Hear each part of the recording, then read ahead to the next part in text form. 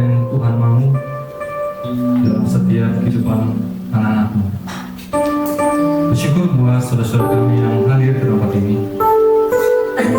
Bersyukur buat teman-teman kami yang melayani juga.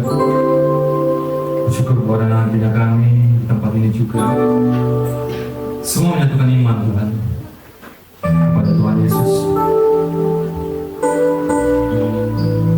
Di mana kami tidak membeda-bedakan diri kami.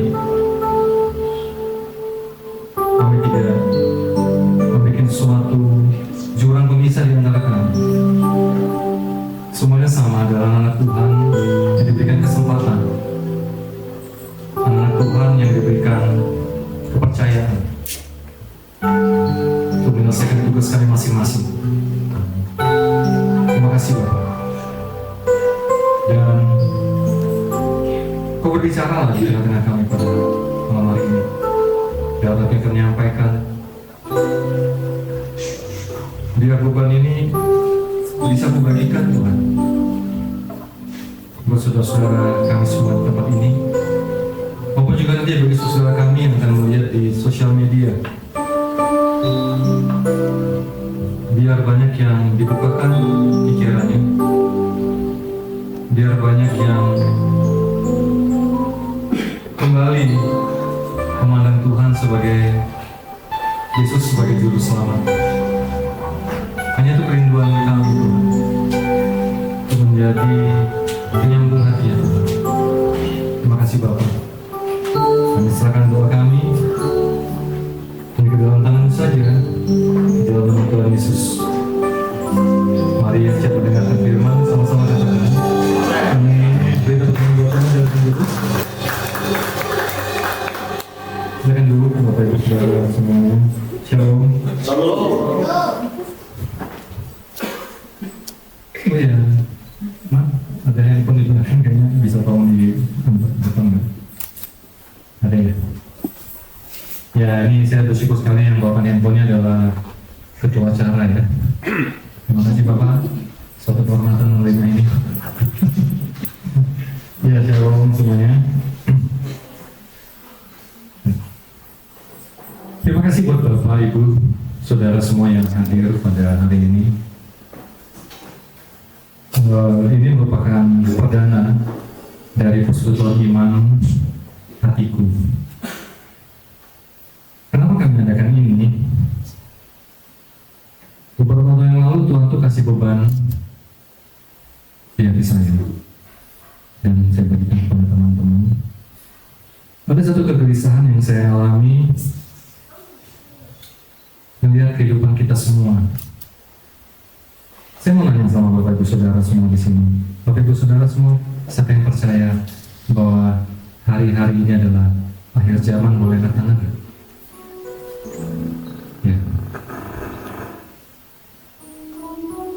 Dan saya pikir kalau saya nggak tahu di sini gerejanya ada gereja apa aja, apakah mungkin ada di DB, apakah mungkin di KBF atau apapun. Saya pikir semua anak Tuhan percaya bahwa kita tuh ada di akhir zaman.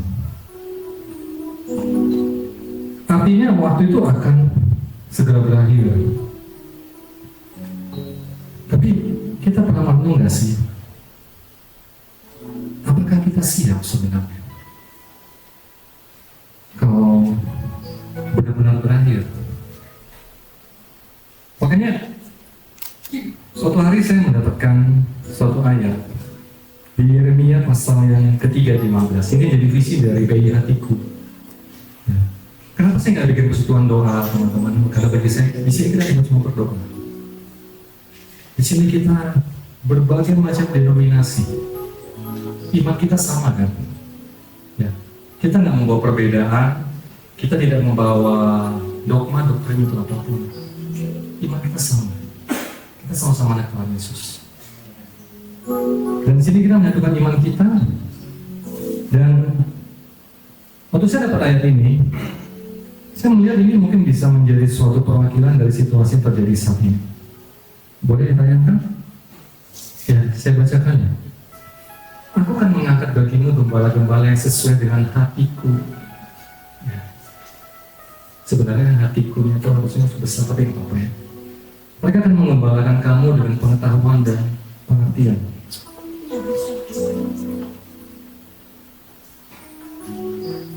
Untuk saya dapat ini, saya melihat ada suatu keadaan di mana Tuhan tidak suka dengan para gembala-gembala. Teman-teman kalau bicara gembala jangan lihat Pak Jajang ya. Nanti di gembalanya Pak Jajang, Bang Mekan bilang, bukan, kita semua itu adalah gembala. Kita semua itu adalah gembala. Kita tuh punya tanggung jawab.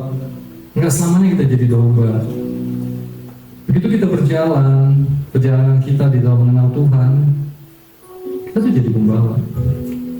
Tapi yang jadi masalah adalah gembala-gembala ini sudah tidak sesuai dengan hatinya Tuhan lagi, sehingga dia bilang dia akan mengangkat gembala yang sesuai dengan hatinya. Apa yang sesuai dengan hatinya Tuhan? Yaitu gembala-gembala yang memberikan pengetahuan dan pengertian.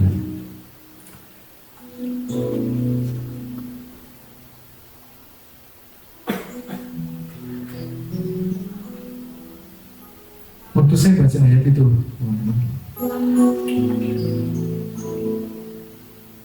saya merasa Tuhan,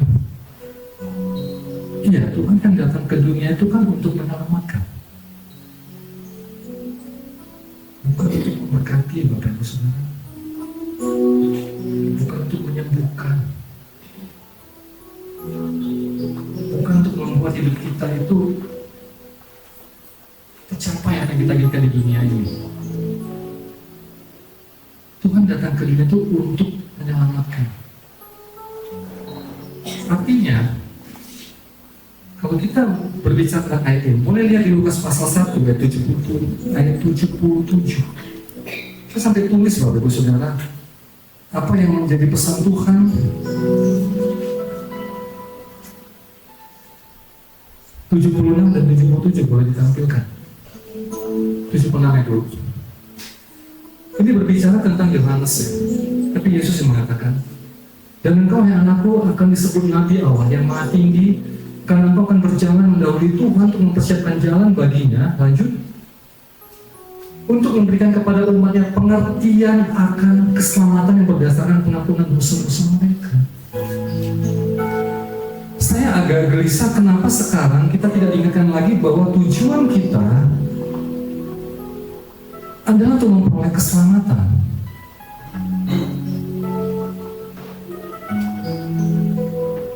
Tujuan kita saat Yesus datang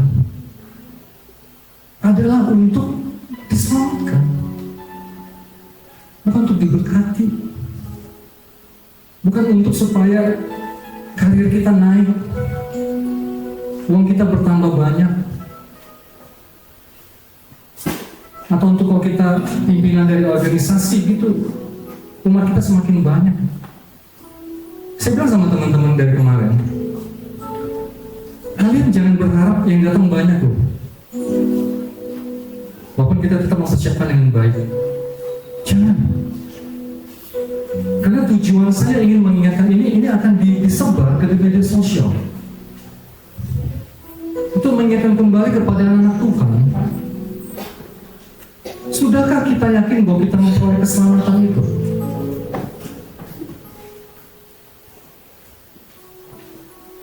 Saya ngomong sama istri saya,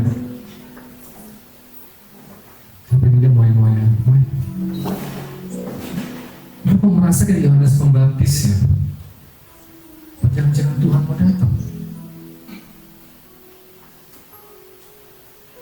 Apa jangan-jangan memang waktunya sudah mau tiba? Tapi saya melihat memang pada masa ini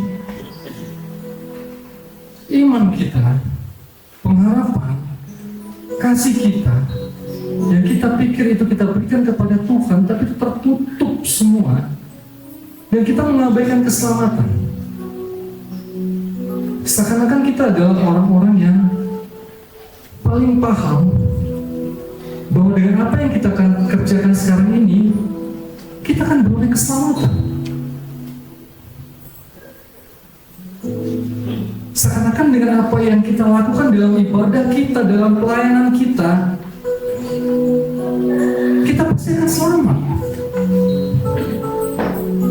Coba, mungkin saudara bisa paham apa yang saya maksudkan ini.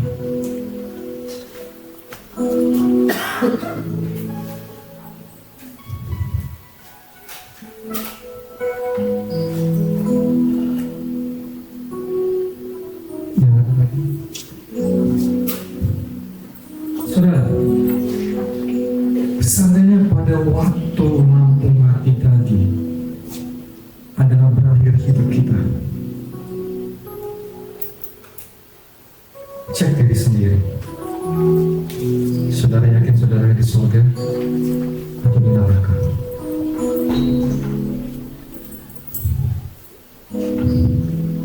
Cek aja. Saya tadi dari awal udah bilang, kemarin saya bilang istri saya, wah, kamu kan melihat orang paling munafik sedunia ada di panggung. Tapi orang yang paling munafik sedunia ini pengen dulu.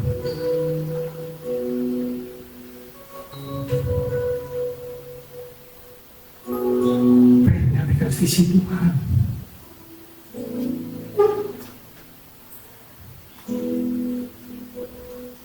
Saya memberikan masukan ini. Tugas saya sekarang adalah untuk menyakiti iblis. Dan saudara tahu apa yang paling menyakitkan dari iblis?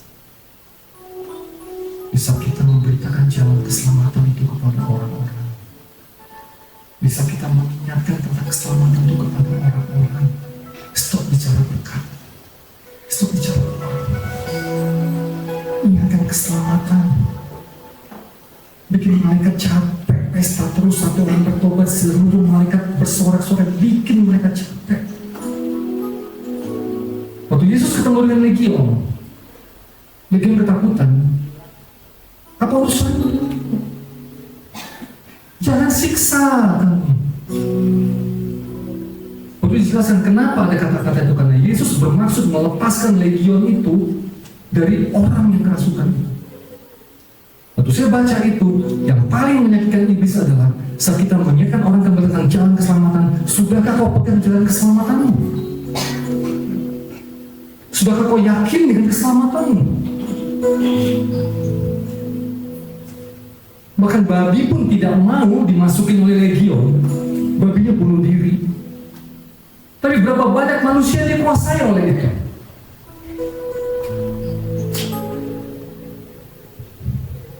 Jadi persekutuan iman ini, saya udah bilang sama teman-teman, ini bukan persekutuan iman hanya untuk kita. Bukan. Di tempat ini untuk supaya mengingatkan orang-orang kita punya tujuan. Sudah kalau lihat simbol ini, Angel itu New Jerusalem, itu tujuan kita. Ini bicara dari jantungnya Tuhan. Ini ada crown juga, ada mahkota juga di dalamnya.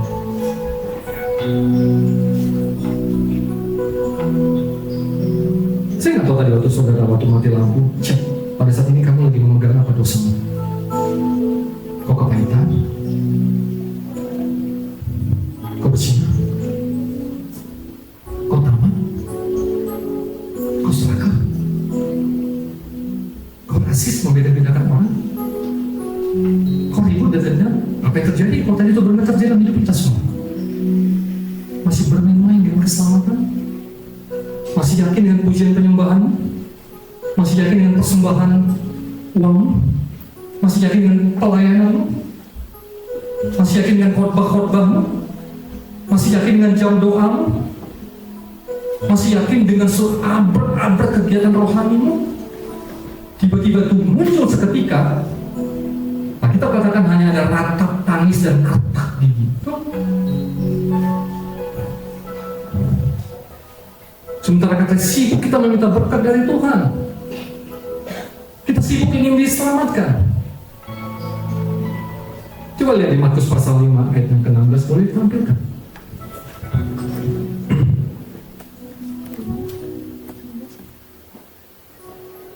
Kami ada satu program yang baru kami lakukan di sini, namanya Gembala. Tapi itu gemar baca Alkitab. Itu kami lakukan tiap hari Rabu biasanya. Dan puji Tuhan kami banyak mendapatkan dari Tuhan.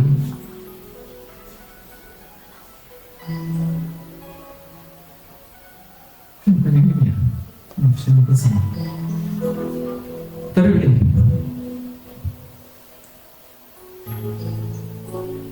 ingat cerita yang mengatakan bahwa ada 4 orang yang membawa saudaranya, membawa temannya untuk bertemu dengan Yesus. Betul? Rumahnya penuh, tahu ya? Ya, masih tahu cerita itu. Akhirnya mereka naik dari loteng ya, diturunkan. Dan tergeraklah Yesus membebas kasihan itu. Ya.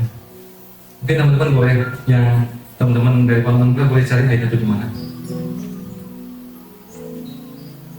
Di situ kita tahu, kita dibahas bahwa Yesus tergerak belas kasihannya gara-gara bukan karena yang sakit, yang lumpuh, bukan. Tapi karena 4 orang itu. Tahu ya ceritanya? Tetapi pada waktu Yesus berkata, dosamu sudah diampuni, orang Farisi marah. Terus Yesus berkata, lebih mudah apa, kata Tuhan Yesus, aku berkata dosamu telah diampuni, daripada bangunlah, angkatlah tilammu dan berjalanlah. Dan ternyata kalau saudara baca ayat itu si orang itu belum sembuh loh. Tapi sesudah akhirnya kan Yesus melihat kefasikan, kepicikan dari orang Farisi, orang ahli Taurat, dia bilang, oke, kalau kita perlu ikutin kamu, bangunlah, bangkitlah dan angkat tilammu dan berjalanlah. Dan akhirnya lalu berjalan, dan dia berjalan, tidak ada ceritanya lagi tentang itu. Kita tahu ada 10 orang sakit kusta, 9 tidak balik, 1 orang balik. Kita tahu ada orang yang disembuhkan, yang pendarahan, ikut Yesus. Kita tahu Lita Samaria bersaksi di mana-mana. Tapi si 1 orang itu tidak balik kepada Yesus. Sudah bacanya. Terus dia tanyakan sampai yang kata-kata Yesus tadi seperti ini. Terus apa yang terjadi? Saudara, saya mau nanya saudara. Lebih baik saudara diberkati atau diampuni dosanya? Lebih baik saudara disembuhkan atau diampuni dosanya? Saya sebenarnya kemarin mengunjungi, ajak yang sakit, ajak yang berbeban berat, ajak ke sini. Ajak ke sini. Saya mau berkata seperti itu, lebih baik mana? Lebih baik mana? Kalau dosa kita diampuni, kita mendapatkan kembali Yerusalem baru itu, Bapak Ibu Saudara. Tapi ternyata si orang itu disembuhkan, dia tidak kembali kepada Tuhan, dia tidak ikut Tuhan. Tugas itu mengingatkan itu pada kita semua, termasuk saya.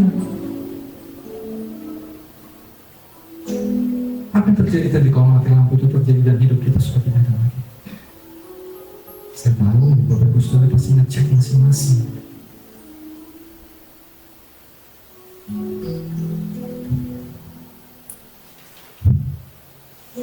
Coba kita lihat di Galatia pasal yang kelima.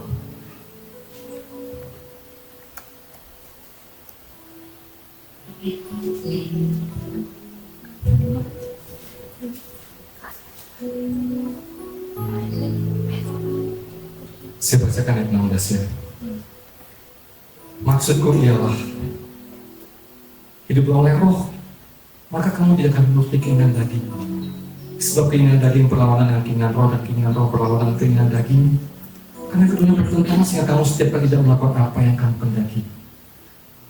Akan tetapi jikalau kamu memberi dirimu dipimpin oleh roh, maka kamu tidak hidup di bawah Taurat. Perbuatan daging telah nyata, yaitu percabulan, kecemaran, hawa nafsu, penyembahan berhala, sihir, perseteruan, persisihan, iri hati, amarah, kepentingan diri sendiri, persideraan, roh pemecah, kedengkian, kemabukan, pesta pora dan sebagainya. Terhadap semuanya itu kuperingatkan kamu seperti yang telah kubuat dahulu bahwa barang siapa melakukan hal yang demikian, ia tidak akan mendapat bagian dalam kerajaan Allah. Cek dalam diri, siapa tadi waktu mati lampu itu dalam kondisi seperti itu? Kamu sudah tahu posisi mau di mana? Masih mau bermain sama Tuhan? Masih mau bermain dengan kekudusan Tuhan? Masih mau bermain-main? Seakan-akan kita paling pede dengan setiap keadaan kita sekarang. Cek aja. Cek aja. Jujur sama diri sendiri. Makanya saya selalu ingatkan sama teman-teman. terlalu pede masuk surga. Jangan terlalu pede. Kita kadang pengetahuan kita udah terlalu jauh, Bapak Ibu Saudara. Kita udah terlalu pintar banget dengan berbagai macam ayat-ayat yang membuat kita, yang kemudian kita katakan bahwa akan lebih baik nanti pada akhirnya orang-orang akan mengundang para pembicara-pembicara yang akan menyenangkan telinganya saja. Omongan saya pasti nggak akan disukai. Setiap omongan yang menyadarkan itu pasti tidak disukai. Tapi inilah yang Tuhan kasih beban di hati saya untuk mengingatkan, untuk memberikan pengertian dan pengetahuan tentang keselamatan. Itu yang tadi nubuatan tentang Nabi Yohanes tadi. Memberikan pengetahuan, makanya Tuhan bilang, kata, aku kan mengangkat gembala-gembala yang sesuai dengan hatiku untuk memberikan pengertian dan pengetahuan. Saya bukan bilang yang lain itu gak penting, bukan. Tapi dasarnya kita pegang dulu, yakinkan dulu.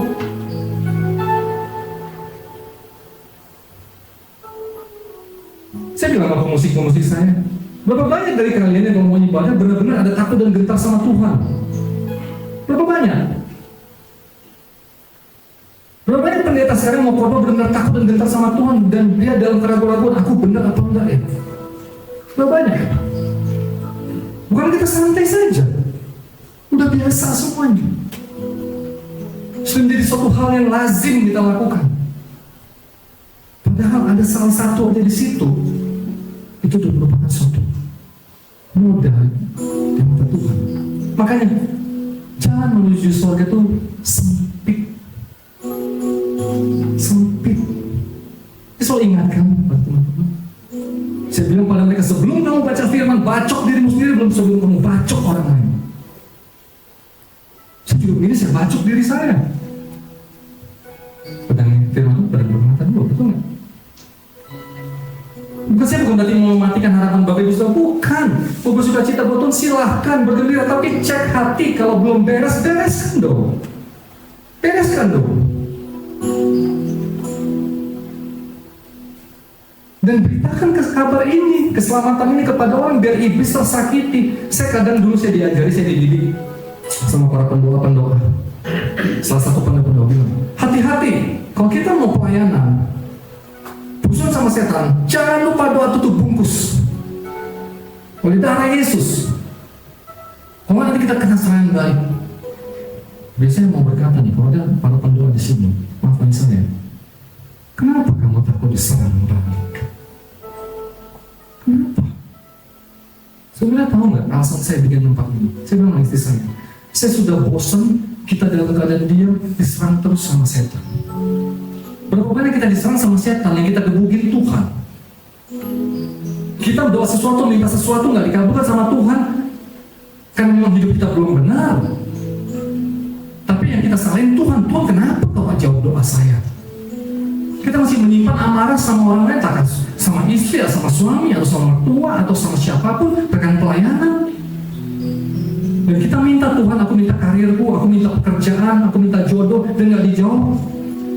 Karena iblis menghantui pikiran kita dan kita gebukin lagi Tuhan.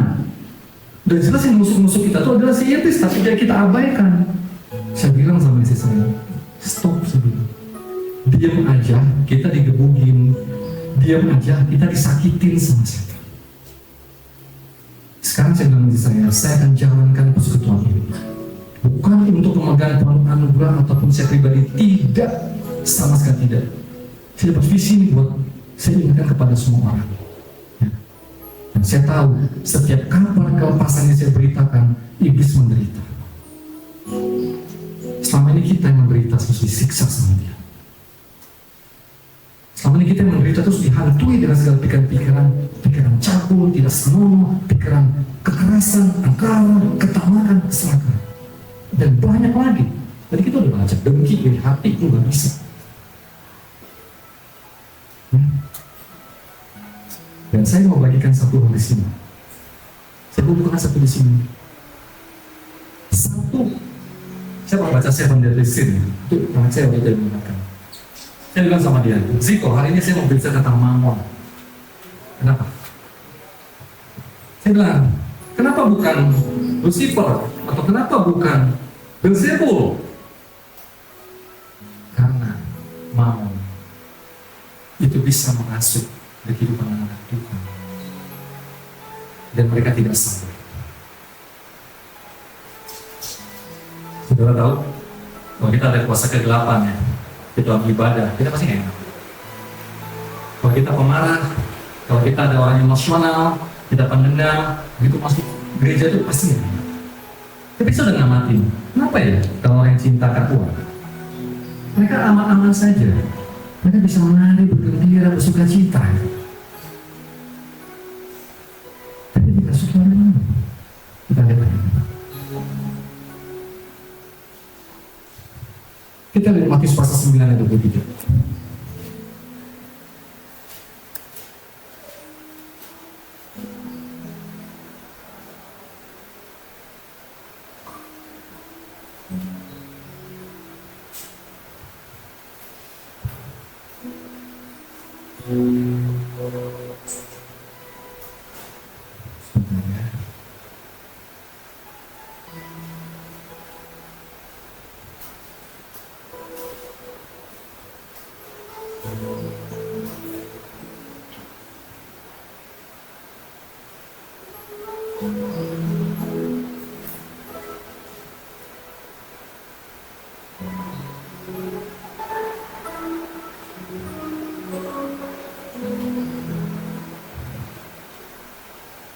Saya akan ceritakan nanti ya, ini teman-teman bagi-bagikan. Saya susah tulisannya.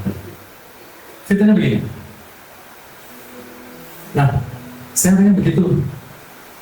Saya paling lama mengingat ayat, tapi saya tahu cerita. Ya, mungkin bagian media boleh cari.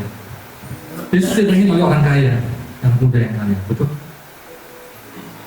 Terus dikatakan begini, Guru, bagaimana caranya untuk mengetahui yang pertama? Ini Matius ada di Lukas juga. Terus Tuhan bilang begini, jangan ngomong, jangan curi, oh aku sudah melakukan itu semua, aku sudah melakukan itu semua. Oh kau kemana? Ingin sempurna, jualah hartamu, bagikan kepada orang miskin dan orang. Saudara, kita berapa kali kita tahu ya bahwa ikut Yesus itu adalah pikul salib dan sangkal diri. Saudara tahu nggak sih arti pikul salib? Pikul salib itu artinya kita benar-benar gaya hidup kita tidak lagi mengikuti apa yang menjadi keinginan kita. Kita mau menderita buat Tuhan. Menderitanya karena apa? Karena kita tidak sudah menjalani dunia ini. Sangkal diri. Sangkal diri itu apa? Sangkal diri itu benar-benar ego kita lepaskan. Baru bisa ikut Tuhan. Baru bisa ikut Tuhan. Nah, sekarang saya mau nanya, kalau kita tidak bisa melakukan itu, kita yakin nggak kita bisa mengikuti Tuhan? Yakin nggak? Kalau saya, saudara tanya, saya nggak yakin. Ada satu kemungkinan, kalau sebelum mati lampu tadi, 3 detik atau 2 detik Tuhan sudah berkata, Tuhan Yesus ampuni aku, lampu mati. Saya percaya, saudara tidak bisa dengan Tuhan. Tapi berapa banyak kita yang bisa seperti itu? Berapa banyak kita yang tahu waktu kita?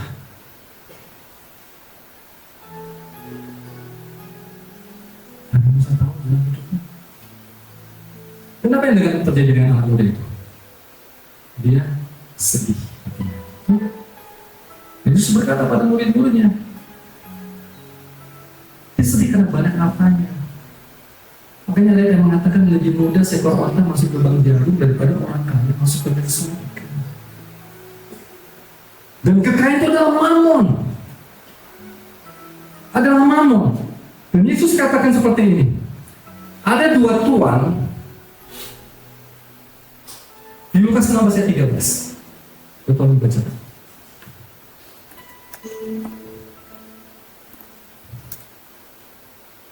Seorang hamba tidak dapat mengabdi kepada 2 tuan, karena jika demikian ia akan membenci yang seorang dan mengasihi yang lain, atau ia akan setia kepada yang seorang dan tidak mengindahkan yang lain. Kamu tidak dapat mengabdi kepada Allah dan kepada Mamon. Kenapa saya hari ini angkat tentang Mamon? Karena banyak sekali anak Tuhan yang sebenarnya menyembah Mamon, terikat sama Mamon, tapi dia tidak sadar terikat dengan Mamon.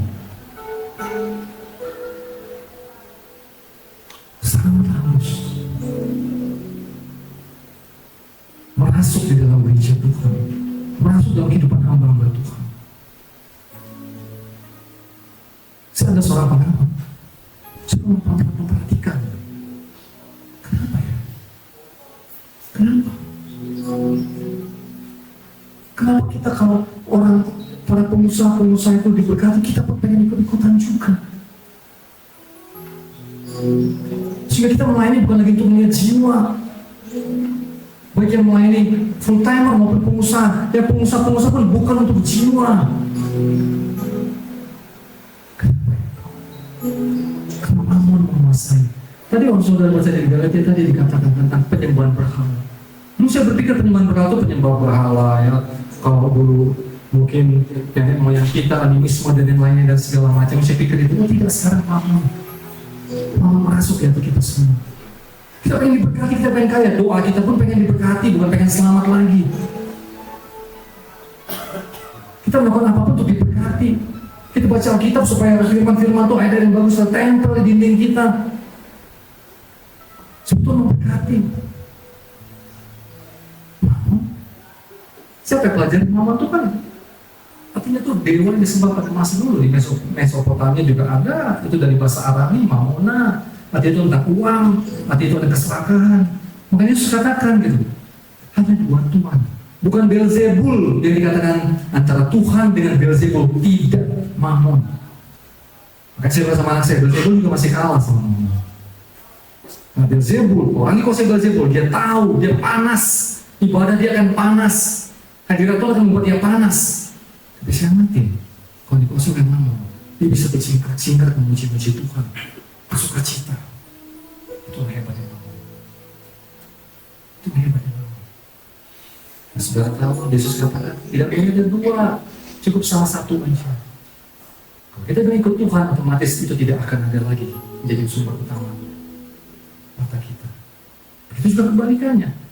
Berarti jawabannya adalah bagaimana kalau dalam kuasa yang Mammon kelihatan. Di dalam pelayanan juga kelihatan. Sebagai seorang pendeta juga kelihatan. Sebagai seorang dia akan kelihatan. Sebagai seorang pengusaha, sebagai kelihatan. Saya yakin Mammon saya pasti ada menyentil, mengingatkan, tapi nggak apa-apa. Inilah visi yang Tuhan kasih. Saya bilang sama teman-teman kita. Tapi Yesus katakan bukan nggak boleh gitu. Coba kita lihat Lukas 16 ayat 10 dan 11.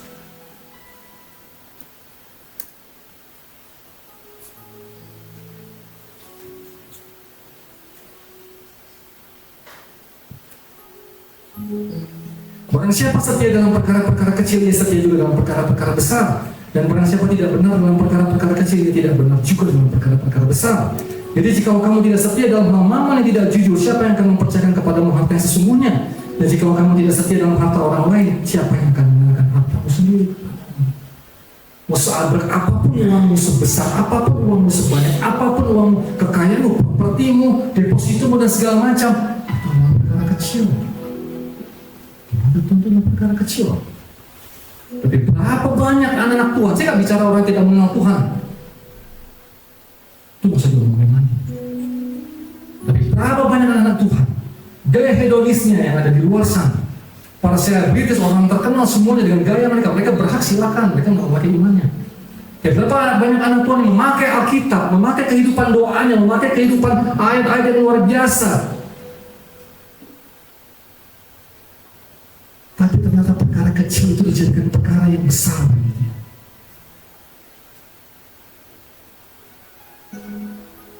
Kita kadang kalau pelayanan sama orang yang ngasih perkara kecil, kita anggap remeh. Ini saya berbicara konteks sebagai seorang pelayanan. Tapi kalau dia adalah seorang pengusaha, kita akan senang banget. Kita akan berikan yang terbaik. Kalau kita jadi pengusaha, bapak dia tanya pendeta yang entah dari mana, entah dari daerah ke dalam sana, udahlah bagi aja. Dan begitu hamba Tuhan yang benar-benar punya sesuatu yang besar, wah, dia jauh dan luar biasa. Dan yang paling menyedihkan bagi saya, kebanyakan orang yang melakukan itu saat teduh. Saat teduh.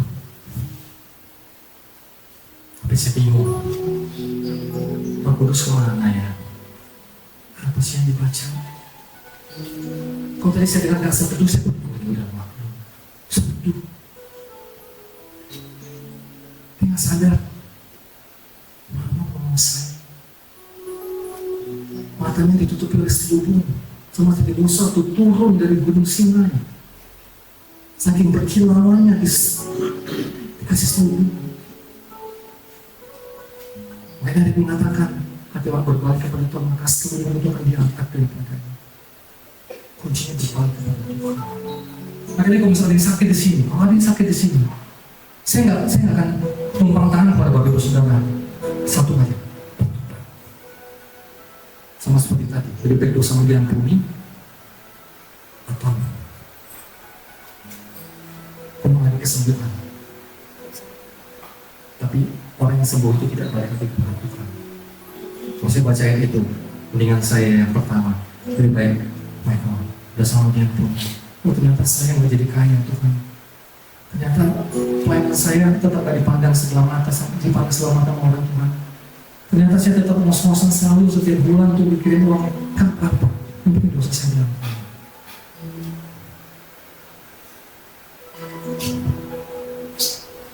Berapa banyak yang bisa mengerti apa hal itu? Saya rindu Bapak Ibu Saudara nanti kembali ke rumah Tuhan.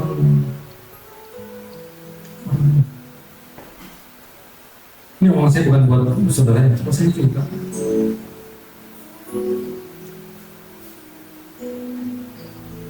Saya akan menjawab. Terima kasih.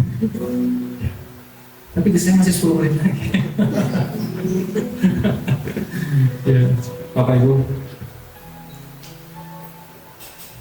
Inilah ibadah perdana.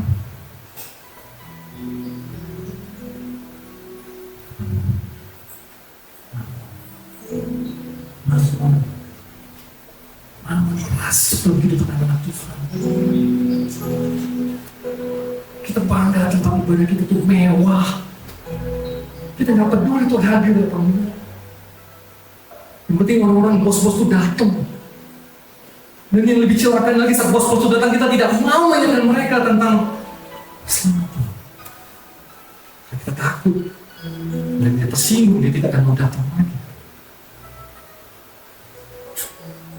Kita jadi pembicara-pembicara yang ingin menyenangkan telinga aja.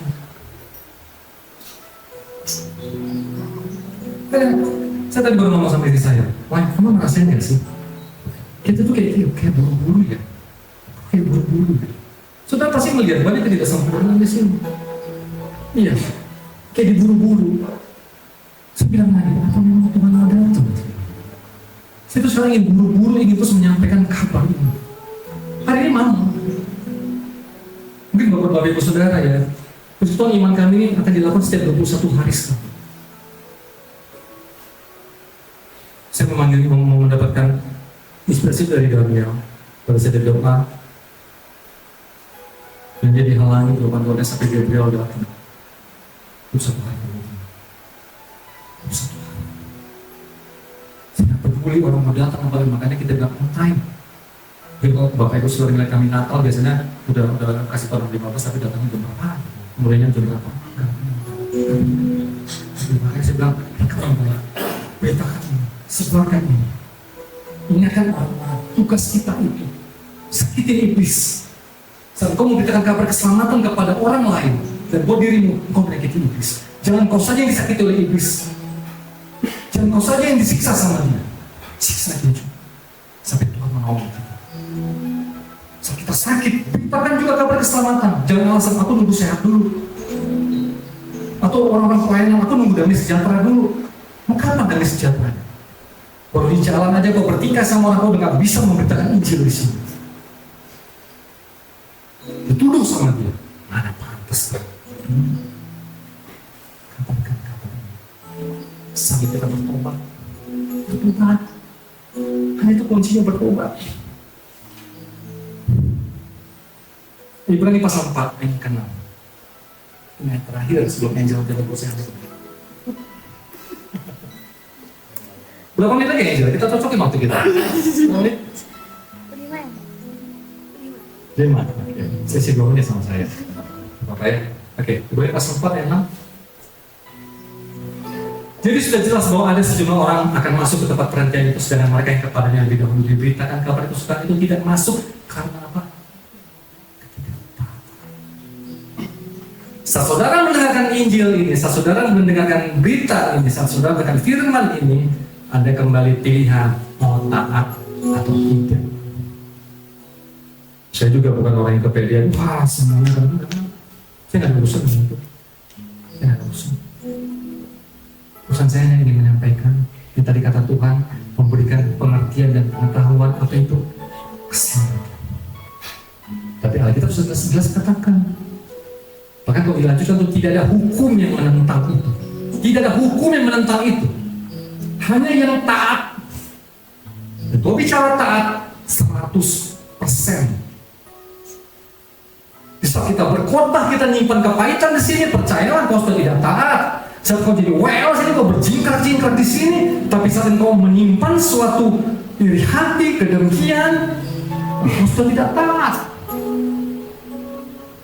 Kecemaran, hawa nafsu, percabulan dan yang lainnya, kau sudah tidak taat.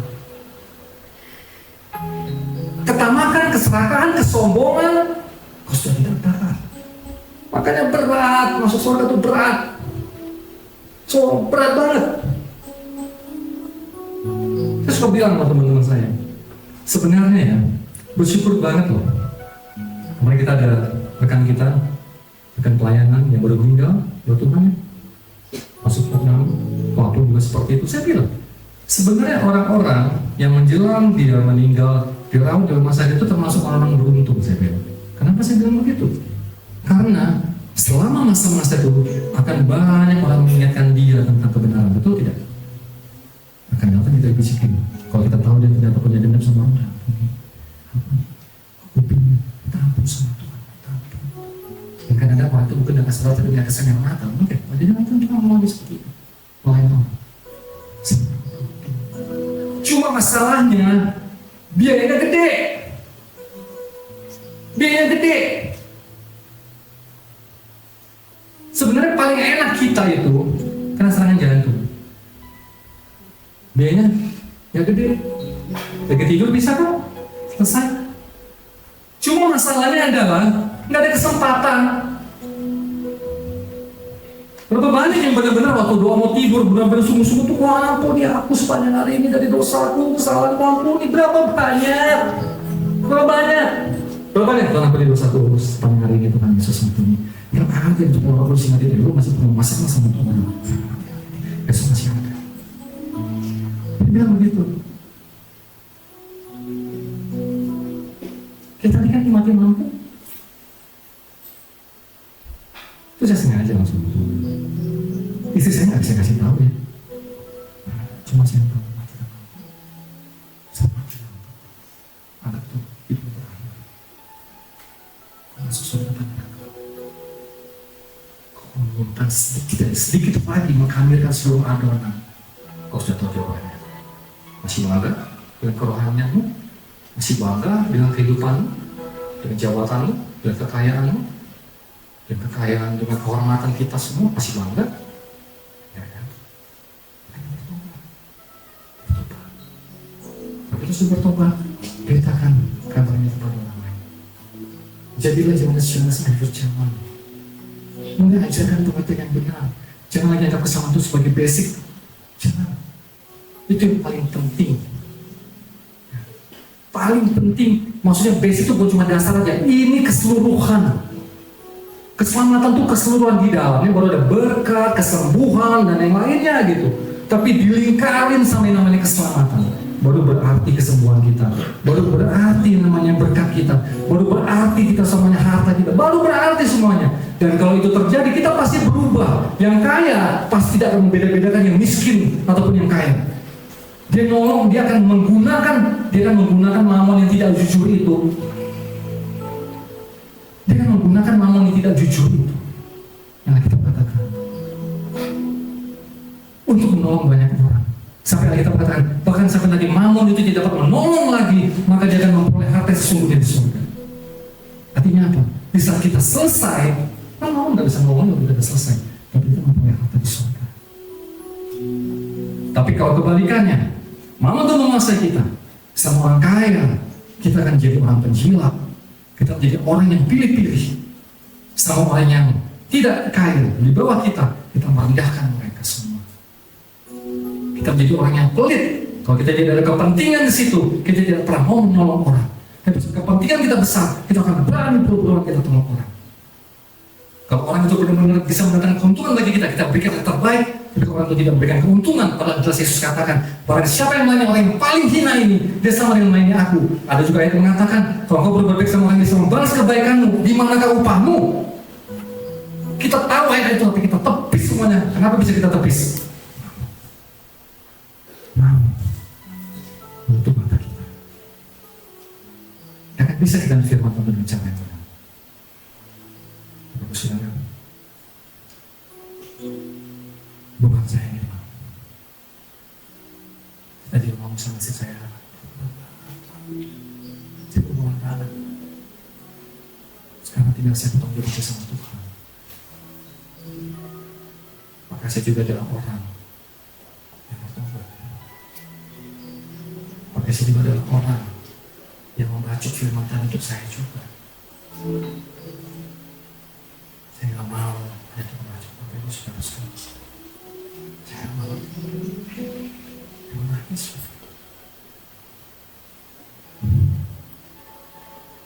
Stoplah. Mana remeh keselamatan. Stoplah. Memandang remeh kehadiran Yesus. Cari ada Allah kerajaan Allah serta kebenaran, maka semua ditambahkan kepadamu. Tapi kenapa yang ditambahkan kepadamu itu yang kita pegang? Yang pelayanan stoplah. Jadikan dirimu sendiri yang mempunyai karakter Kristus di dalamnya. Tidak beda antara kau di atas panggung sama di luar sana. Ya. Renungkan meneruskan.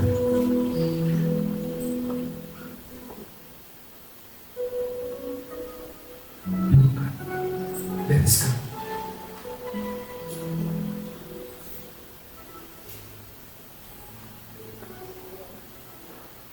Jangan terlalu pede panjang umur. Jangan terlalu pede.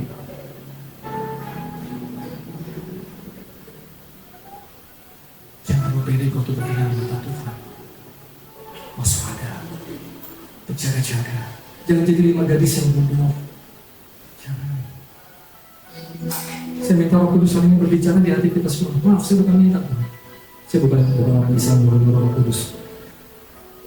Harap Roh Kudus itu menyelamatkan kita semua saat ini. Saudara yang berbeban berat, stop minta tumpang tangan sama pendeta. Bertobat. Bertobat. Saudara yang sakit, maaf ya, saya bukan mengisirkan untuk pendeta, bukan. Saya juga orang pelayanan. Bukan.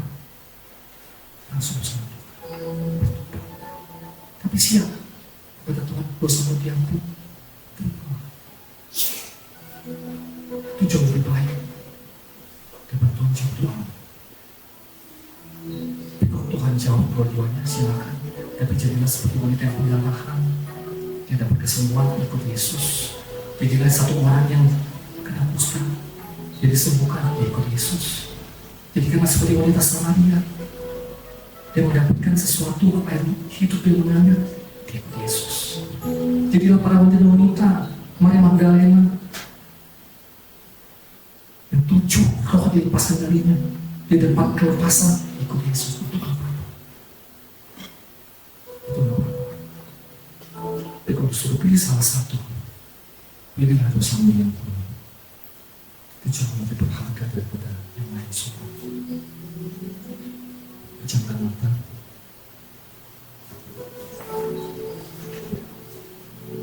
Ada satu lagu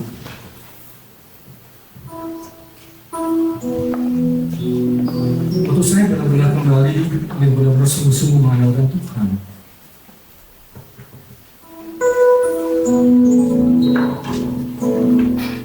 Tuhan berikan lagi karunia. Dan ada satu lagu yang mau dinyanyikan hari ini. Dan saya udah bilang sama istri saya, saya akan terus menciptakan lagu Tuhan. Tapi tentu sesuai dengan apa yang menjadi isi hati kita.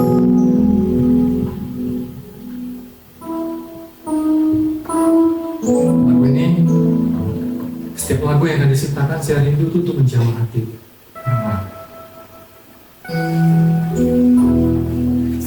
Kembali ke dasar yang paling benar. Yesus itu adalah juru selamat, bukan juru berkat. Yesus adalah juru selamat, bukan juru kesembuhan. Yesus juru selamat.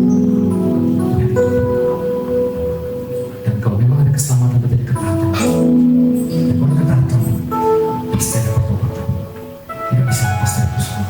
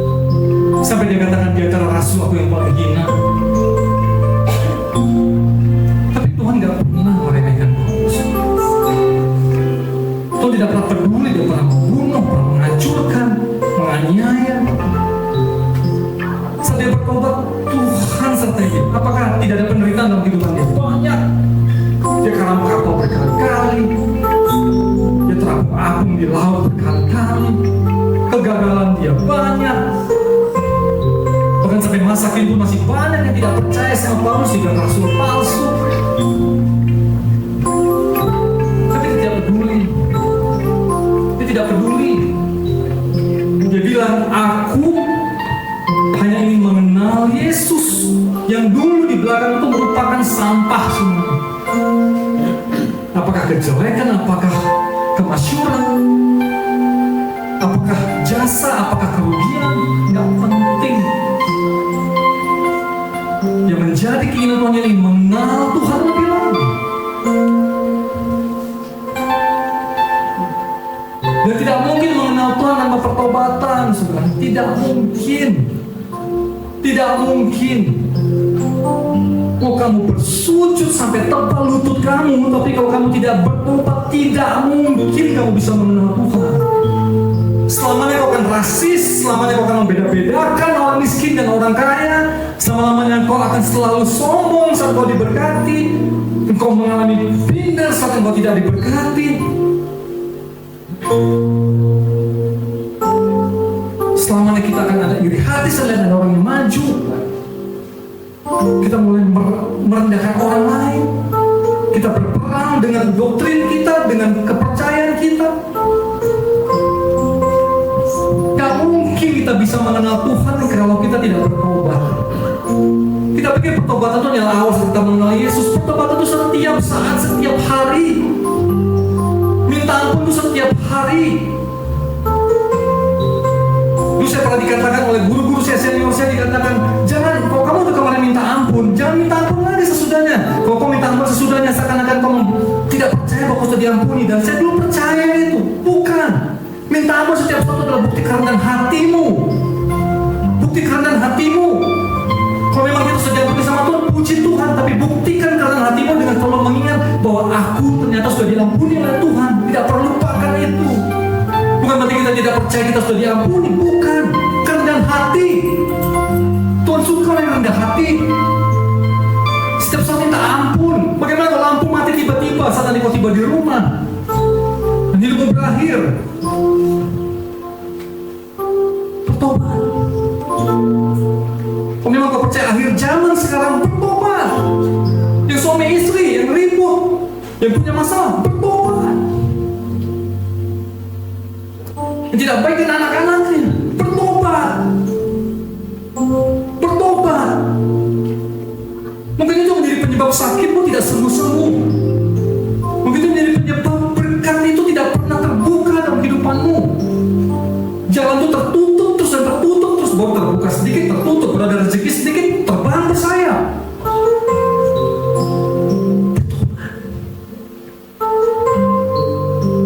Kalau memang kau percaya adalah akhir zaman, jangan bermain-main dengan kekudusannya Tuhan. Jangan bermain-main dengan kekudusannya Yesus. Ya susah. Udah pasti Roh Kudus menegur tapi kau tepis. Pengetahuan kita yang begitu banyak itu seakan-akan dari suatu kebanggaan bagi kita. Ahli Taurat dan Farisi lebih daripada kita. Lebih daripada kita. Kita gak ada apa-apanya sama mereka kalau bicara keagamawian, keliturgian. Kalau kita bertobat kita pasti punya kasih. Kalau kita bertobat kita pasti punya empati. Kalau kita bertobat kita pasti akan semangat terus. Mau gereja kita kecil, mau gereja kita besar. Mau PK kita kecil, PK kita besar. Kita selalu bisa bersyukur.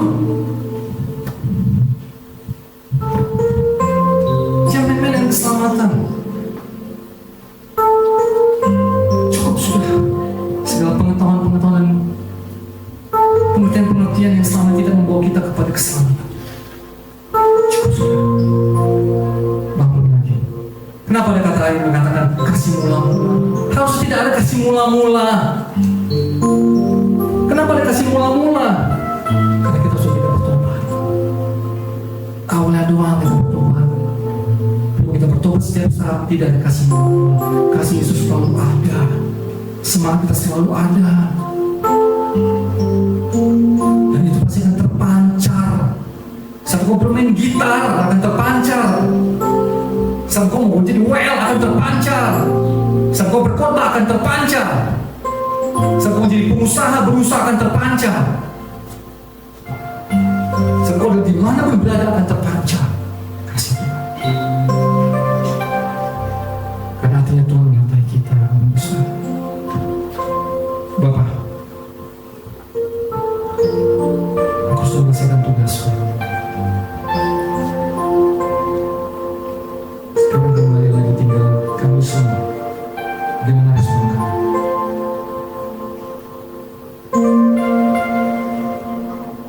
Ada yang tidak kembali kepada Tuhan, tapi ada juga yang kembali kepada Tuhan.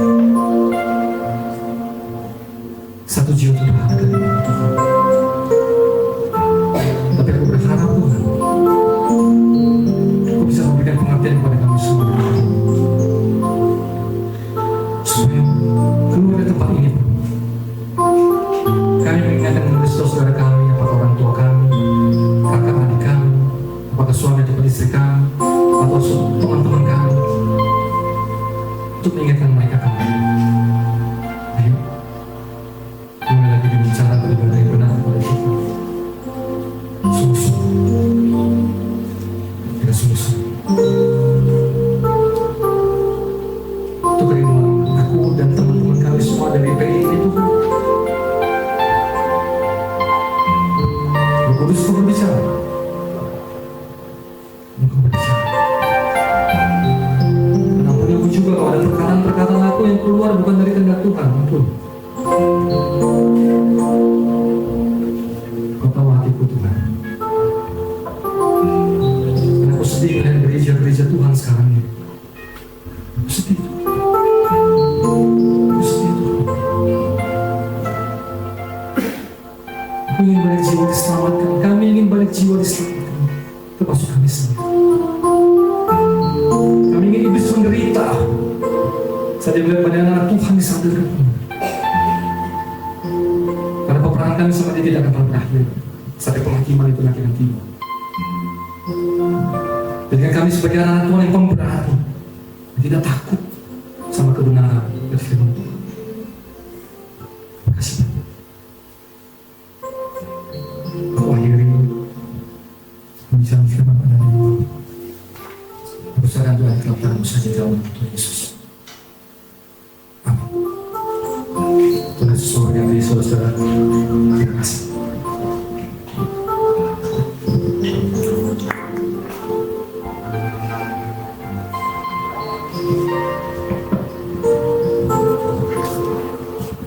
Puji Tuhan, boleh saya minta kami diberkati oleh firman Tuhan pada malam hari ini. Ya, sebentar kita akan mendengarkan sepatah dua kata-kata dari Bapak Ketua. Silakan. Ya, shalom semuanya.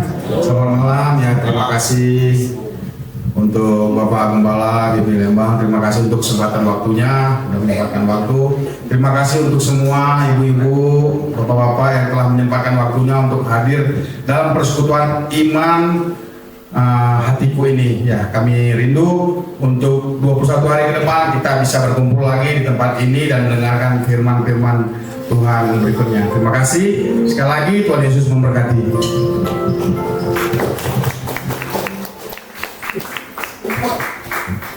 Kita akan mengakhiri ibadah kita pada malam hari ini. Saya untuk bangkit berdiri, Bapak Ibu. Mari kita bersatu berdoa. Terima kasih untuk malam hari ini